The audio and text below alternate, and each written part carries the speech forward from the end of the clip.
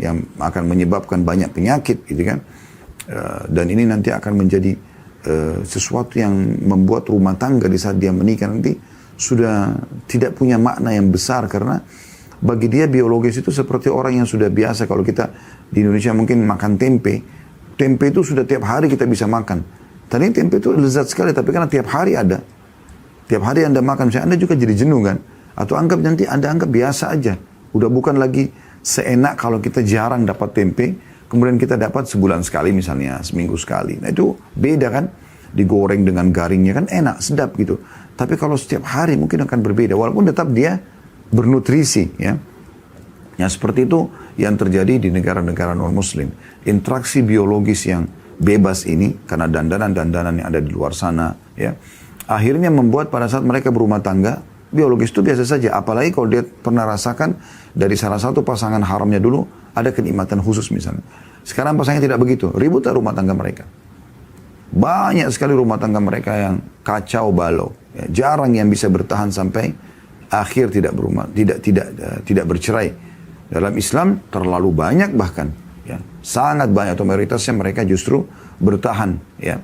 Karena memang mereka tidak, apalagi yang tidak memulai dengan pacaran misalnya, tidak memulai dengan hal-hal haram, dengan izin Allah Subhanahu wa taala, dia akan merasa kenikmatan tersendiri dalam biologis itu, ya. Dia juga akan merasa dia terpuaskan ya dengan pasangannya, gitu. Dan seperti itulah kurang lebih, ya. Dan sekian banyak kalau kita ingin bahas poin ini,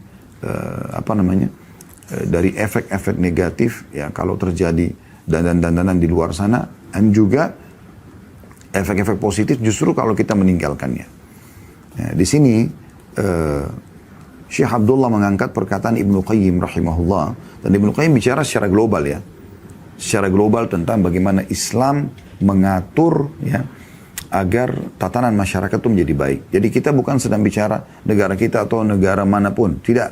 Tapi kita sedang bicara tentang pendapat Ibnu Qayyim yang sudah meninggal ratusan tahun yang lalu. Ya, di sini beliau mengatakan, Ibnu Qayyim rahimahullah berkata, pemerintah wajib melarang kaum wanita dan kaum lelaki bercampur baur. Ya, di sini di pasar-pasar, di tempat-tempat umum dan di berbagai lokasi khusus kaum laki-laki. Ya. Maksudnya di sini beliau berbicara idealnya. Kalau ingin aman, maka seperti itu. Saya kasih contoh misalnya, saya bicara lingkup Saudi misalnya, karena kan saya tidak temukan ada negara yang menerapkan seperti ini, kecuali negara ini gitu ya. Kami berapa kali selama 7 tahun tinggal di sana, atau 8 tahun kurang lebih, masuk ke pasar, semua pedagangnya laki-laki. Tidak ada satupun perempuan yang berdagang yang punya kios ya. Kalau yang hanya sekedar orang-orang miskin yang kadang-kadang bawa di dagangan dia di kain, duduk di dekat Masjid Haram, Masjid Nabawi, berjualan di jalan itu ada. Tapi yang punya izin resmi, punya toko, ya, karena di sana itu harus semua toko yang dibuka harus ada izinnya, sekecil apapun toko Anda gitu kan. Maka secara otomatis gitu tidak ada wanita. Kalau pemiliknya pun wanita di rumah saja, yang bekerja semua laki-laki. Tamu yang masuk boleh perempuan tentunya, ya. Tetapi itu pun ada kelompok tadi Hayya Amil Ma'ruf Nahi Munkar yang keliling, yang mengawasin kondisi pasar itu, ya. Jadi kalau mereka lewat dan mereka menemukan misalnya ada seorang wanita interaksi sambil ngakak-ngakak, ketawa-ketawa sama pemilik toko, itu mereka bisa masuk, punya hak dalam peraturan pemerintah untuk datang dan menanyakan, ini siapa Anda nih? Kalau cuma konsumen kenapa harus seperti ini interaksinya gitu. Itu sampai pada tingkat itu gitu. Dan itu ternyata ada banyak efek-efek yang positif ya. Sehingga orang-orang yang memang mau merusak kondisi masyarakat di tengah-tengah masyarakat muslim dengan pergaulan bebas itu tidak akan bisa. Mereka tidak akan bisa gitu. Imam Malik rahimahullah menandaskan, saya berpandangan, ini pendapat Imam Malik secara pribadi. Ya, saya berpandangan bahwa seseorang imam harus melarang pemilik pabrik untuk mempekerjakan wanita dan wanita muda. Ya, wanita dan wanita muda tidak boleh bekerja di pabrik. Adapun wanita tua atau budak yang tidak akan dicurigai dengan pekerjaannya boleh saja bekerja di pabrik. Saya menganggap itu boleh-boleh saja. Artinya beliau mengatakan kalau perempuan itu masih muda, kemudian masuk dalam pabrik lalu interaksi sama laki-laki di situ, akhirnya mereka leluasa untuk ngobrol, untuk tukar-tukar nomor telepon, untuk bahkan interaksi biologis mereka terjadi di kamar mandi, di bagian belakang pabrik dan seterusnya. Itu sudah tidak asing gitu. Ya, itu bisa terjadi. Dan ini kan bicara ideal dan pendapat pribadi beliau ya. Ya tentu kalau ada yang tanya, boleh nggak? Berarti kalau gitu Ustaz nggak boleh wanita kerja di pabrik? Boleh saja.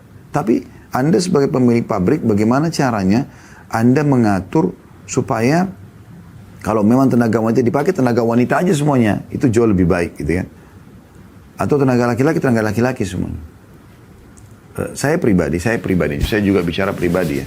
Kami punya restoran, kami punya alhamdulillah aktivitas yang Allah masih amanahkan kepada kami. Semoga Allah berkahi, Allah langgengkan insya Allah. Beberapa unit usaha, ada travel haji dan umrah, Uhud Tour, ada restoran Ajwad, ada toko Ajwad Store ya. Ada kami kantor digital studio ini untuk kegiatan dakwah, ada yayasan sosial ya. Kami tidak ada satupun pegawai wanita. Itu keputusan tentu saya pribadi saya katakan. Karena saya melihat ini salah satu cara dan upaya yang saya bisa lakukan justru untuk menyelamatkan generasi muda muslim. Ya. Karena di saat ada pegawai wanita yang berbaur, ya, akhirnya terjadi interaksi yang kita tidak pernah tahu, walaupun kita ngawasin bebasnya berhubungan. Ya, karena pernah ini, ya, saya pernah punya pengalaman pribadi waktu masih di Kalibata City. Waktu itu kami awal buka restoran Ajwad. Di 3 tahun ya di sana. Kalau tidak salah di tahun pertama, di akhir tahun pertama itu, semua pegawai kami perempuan laki-laki dan kalau waktu sholat kami tutup, kami tulis kami sedang sholat gitu. Kadang-kadang tetangga-tetangga kami, teman-teman muslim yang bekerja di toko-toko sebelah yang milik orang non-muslim, karena mayoritasnya orang non-muslim pemiliknya gitu. Apakah itu pakaian, apakah itu restoran juga atau yang lainnya. Nah tapi mereka ini teman-teman sekalian datang dan mengatakan, enak benar kerja di situ di Ajwad ya, kok bisa sholat? Kami Jumat aja nggak diizinkan sholat. Perempuannya juga harus buka aurat, gitu. Ya, tidak boleh pakai jilbab. Itu keputusan karena mereka merasa mereka punya power kan. Tapi kita kan sebagai seorang muslim harus juga punya keimanan yang kita dahulukan. Tidak boleh kita paksakan diri di tempat pekerjaan yang malah melarang kita menerapkan syariat Allah Subhanahu Wa Taala. Tapi pada saat itu ada satu masa di mana saya sempat berpikir di hari Jumat di mall. Semua pegawai laki-laki kami pergi ke masjid. Dan semua laki-laki umumnya pergi ke masjid ya. Kecuali yang memang kurang beriman kepada Allah atau laki-laki kafir. Nah banyak ibu-ibu yang di hari Jumat itu sesuai informasi sampai ke kami. Yang suaminya sholat. Karena waktu itu ada Masjid Nurullah sebagai fasum di situ di Kalibata. Dan kebetulan saya waktu itu diminta jadi penasehatnya di saat kami masih di sana ya. Yang sholat itu Masya Allah bisa nampung sampai 2.000 orang. Cukup besar gitu. Mereka pada sholat Jumat. Nah di situ banyak ibu-ibu yang nongkrong, kadang-kadang bahkan duduk di restoran kami gitu. Mereka kadang-kadang minta dilayani minum aja, udah nggak bisa karena semua pegawai kita sholat. Di situ sempat terlintas ada masa di mana saya ingin pekerjakan wanita. Subhanallah kita buka lowongan pekerjaan, yang penting muslimah pakai hijab segala macam, dan kita fokus mereka ke waitress. Mereka tidak masuk ke dapur supaya tidak interaksi lagi sama teman-teman laki-laki. Dan itu jumlahnya mungkin 3 atau 4 orang saja. Dari sekian banyak pegawai yang ada. Subhanallah, mungkin baru 2 minggu berjalan. Ya.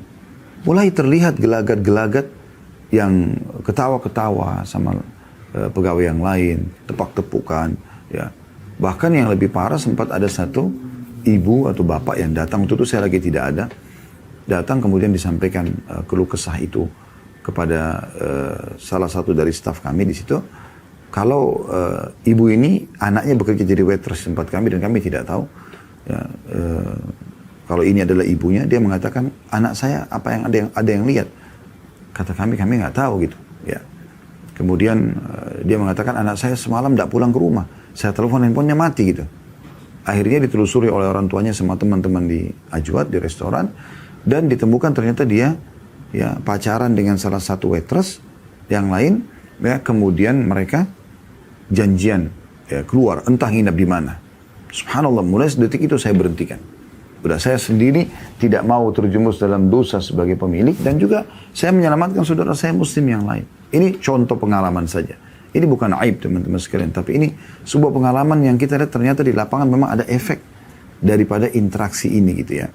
Jadi Anda sebagai seorang muslim kalau Anda bisa menata lebih rapi, pegawai Anda semuanya perempuan, ya apalagi kalau Anda pemilik usaha ini adalah perempuan, kan bagus Anda potensikan mereka, ya gunakan